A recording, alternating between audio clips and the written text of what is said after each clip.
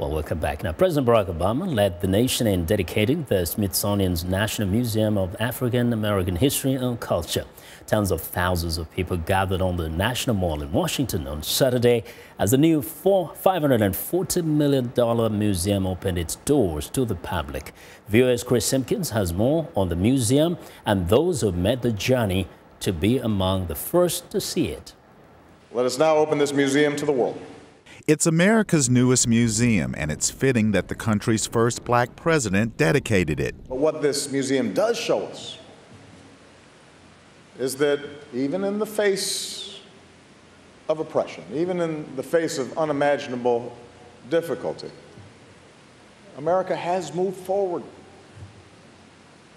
And so this museum provides context for the debates of our times.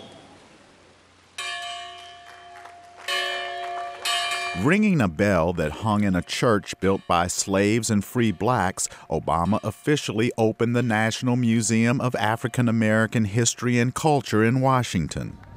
It was a celebration for thousands who journeyed to the nation's capital to be among the first to see the museum. The depiction that they used, from the chronological approach that they used, was exceptional.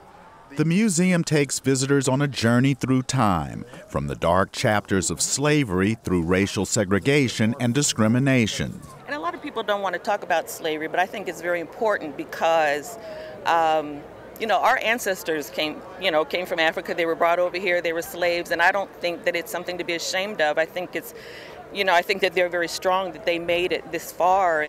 Many items in the museum are priceless heirlooms from family collections. The collections tell the stories not just of famous people, but also those of ordinary people determined to make their lives better, such as Alex Davis from Michigan, who participated in the civil rights demonstrations.